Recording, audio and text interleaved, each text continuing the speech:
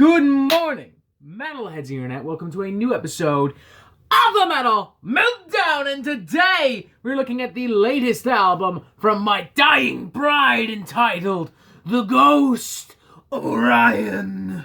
This is the 13th studio album from English metal crew My Dying Bride, pioneers, innovators, and arguably still masters of the death, doom, and gothic metal subgenres. For 30 years now, this band has been almost solely responsible for some of this genre's most emotionally complex, demanding, progressive, and effective music, with classic records like The Angel in the Dark River, Turn Loose the Swans, leading up to a slew of extremely solid, dare I say, modern classics in the form of records like A Map of All Our Failures and the devastating Feel the Misery, the latter of which, may I add, holds a particularly special place in my heart, being one of the first albums I ever reviewed on the Metal Meltdown. With all this in mind, it seems pretty easy to assume that Ghost of Orion would be business as usual for the band, and sonically and thematically, you're not entirely wrong. I mean, this is still death doom, this is still gothic metal, this is still very outright miserable. The band has never made anything particularly enthusiastic or festive. I highly doubt that's going to change anytime soon.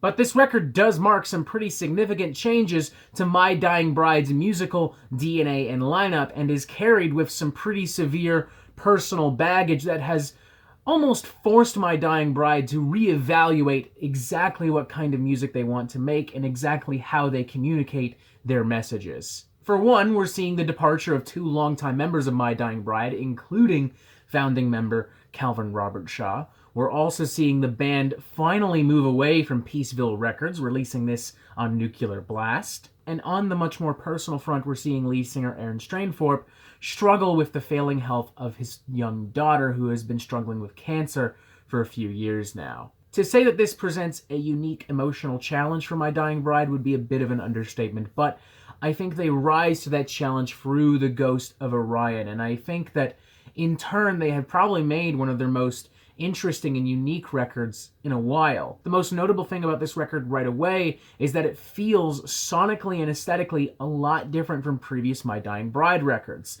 The melodies are a lot more prominent. They're every bit as mournful and lachrymose as they may have been before, but they storm the forefront of the sound as Aaron laments his heart and soul. This album also isn't as lavishly produced, arranged, and written as previous My Dying Bride records. In fact, it feels very raw, open, bare, minimalistic. There's a lot more open space, a lot more emphasis placed on these very atmospheric, simplistic passages of melancholic melody and guitar. The band has even weirdly gone on record saying that they feel that all of these changes in sound and atmosphere make Ghost of Orion their most accessible album to date.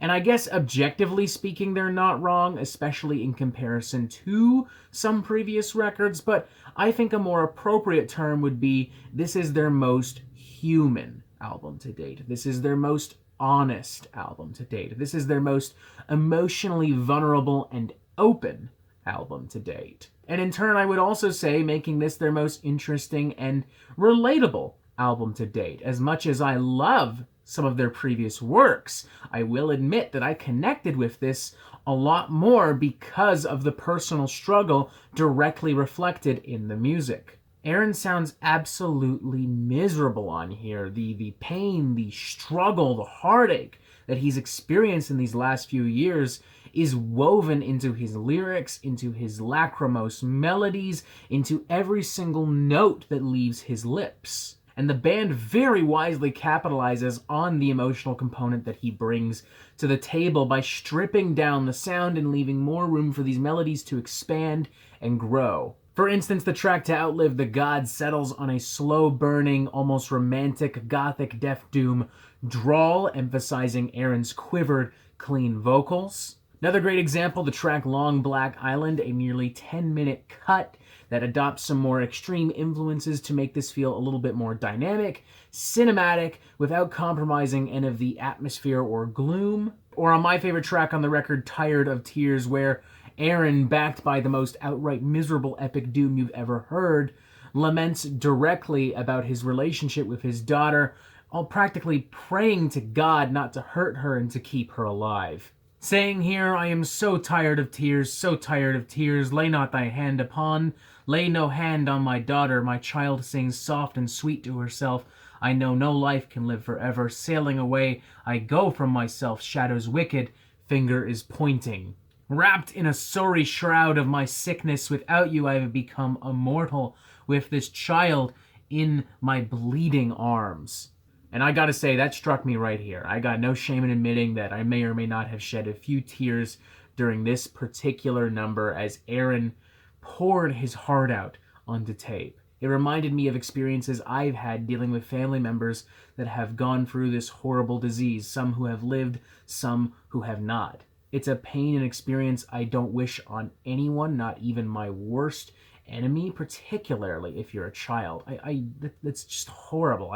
I'm swelling up a little bit right now just thinking about it. It's just awful, man. Like, I'm not trying to play this up for effect. Just sitting here thinking about it, talking about it is welling me up a little bit. Mad props to Aaron for showing that bravery, that courage, that determination, that resolve to express himself through his music, to be so vulnerable, unashamedly open, for creating something so emotionally powerful. It really is fascinating. I will admit that there were moments on this record where my attention was lost as tracks began to ponder and drag around, but I'm going to chalk this up mostly to my own impatience, because I don't think there's anything really inherently or emotionally ineffective on this record. In fact, I even to some extent appreciate the more open spaces, the more lumbering sections of these longer tracks, because I think they help to emphasize the pain. They help let that emotion really sink in. I really like how reserved the strings are on this record, and I like that when they do show up, they just swell and glow with such sorrow and love. I love the subtle epic guitar sprawls. I love the death metal influences, providing some real extreme flavors to complement the more lavish, mournful material. It's another great execution of all of the things that have made My Dying Bride so successful, but their new approach to executing those ideas, to arranging them, and their emphasis on Aaron's emotional struggles have made this their most ambitious, adventurous, and vulnerable record yet. I'm going to give this album a 4 out of 5. This was such a cathartic experience for me. This was a great record despite its issues, despite its pacing. It really is a fantastic piece of work, and I think My Dying Bride fans are going to go absolutely gaga over this. To new fans, I would definitely recommend exercising some patience, but I promise that if you stick with this thing, I promise if you really sink your teeth into it, you're going to find something very juicy, very warm, very satisfying. Again, thank you to Aaron for your perseverance. I don't know if I could have made a record like this given those same circumstances, or any record at all. I am very excited to see where this more minimalistic, melody-focused approach brings My Dying Bride in the future. I'm very excited to see how other people respond to this as well, if they have the same emotional connection to this that I may have had, if they were expecting something else entirely. With that in mind, I think this is going to be a very fun record to debate and discuss and really digest. 4 out of 5, a great record. Definitely check this out. Definitely exercise a little bit of patience if you do, but perhaps most importantly, definitely keep a box of tissue on hand, just in case. And that is it for the Metal Meltdown. I'm not an expert, nor do I claim to be, so what do you think? Do you like this record? Do you not like this record? And what do you want to hear from me next? And thank you for watching. Make sure you press subscribe so you get updates on Metal Meltdown fucking immediately, and you have yourself a fantastic fucking day.